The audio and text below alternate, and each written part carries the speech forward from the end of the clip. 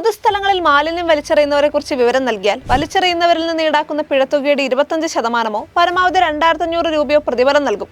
2023 ജൂണിൽ സംസ്ഥാന സർക്കാർ പുറപ്പെടുവിച്ച അറിയിപ്പാണിത്. ഇത് കഴിഞ്ഞ് ഒരു വർഷം കഴിഞ്ഞപ്പോൾ 2024 ഡിസംബറിൽ തമിഴ്നാട്ടിൽ നിന്നൊരു വാർത്ത വന്നു. കേരളത്തിലെ ടൺ കണക്കിന് ആശുപത്രി മാലിന്യം തമിഴ്നാട്ടിലെ തിരുനെൽവേലിയിൽ തള്ളി.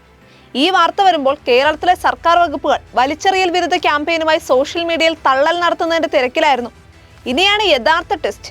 തിരുനെൽവേലിയിൽ കൊണ്ടുതള്ളിയത് ഏതെങ്കിലും സ്വകാര്യ വ്യക്തികളുടെയോ സ്വകാര്യ സ്ഥാപനങ്ങളുടെയോ മാലിന്യങ്ങളല്ല.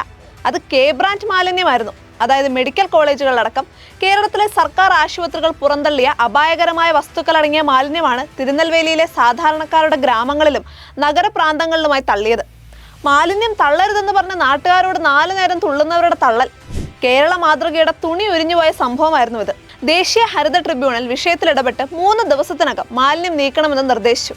രായ്ക്ക് രാമാനം 70 അംഗ ഉദ്യോഗസ്ഥ സംഘം തിരുനെൽവേലിയിലെത്തി. 16 ലോറികളുമായാണ് സംഘം പോയത്.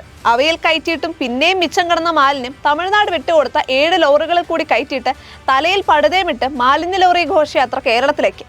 സർക്കാർ ആശുപത്രികളിലെ മാലിന്യം നീക്കാൻ കരാറെടുത്ത കണ്ണൂരിലെ സ്വകാര്യ കമ്പനിയാണ് മാലിന്യം തള്ളിയതെന്നൊക്കെ ഒരു വാദത്തിന് വേണമെങ്കിൽ സർക്കാരിന് പറയാം. എന്നാൽ ധാർമ്മിക ഉത്തരവാദിത്തത്തിൽ നിന്ന് ഒഴിഞ്ഞു മാറാൻ കഴിയില്ല. അപകടകരമായ മാലിന്യം നീക്കം ചെയ്യാൻ ഒരു ഏജൻസിക്ക് കരാർ കൊടുക്കുമ്പോൾ അവർക്കത് സംസ്കരിക്കാൻ സംവിധാനമുണ്ടോ, അല്ലെങ്കിൽ അവർ ഈ മാലിന്യം എവിടേക്കാണ് കൊണ്ടുപോകുന്നത് എന്നൊക്കെ പരിശോധിക്കേണ്ട ബാധ്യത സർക്കാരിനുണ്ടായിരുന്നു.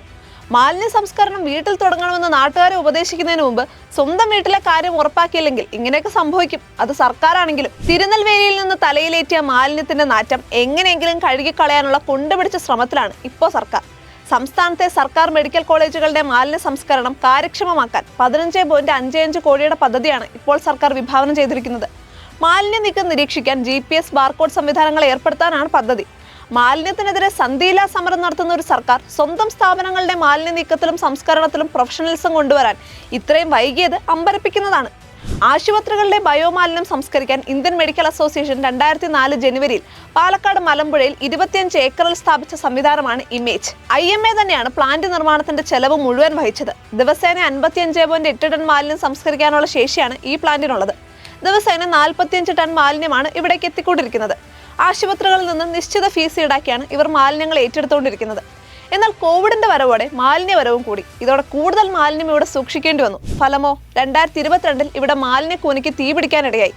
ഇന്നും ഇതല്ലാതെ കാര്യക്ഷമമായ ഒരു സംസ്കരണ സംവിധാനം ഒരുക്കാൻ സർക്കാരിന് കഴിഞ്ഞിട്ടില്ല.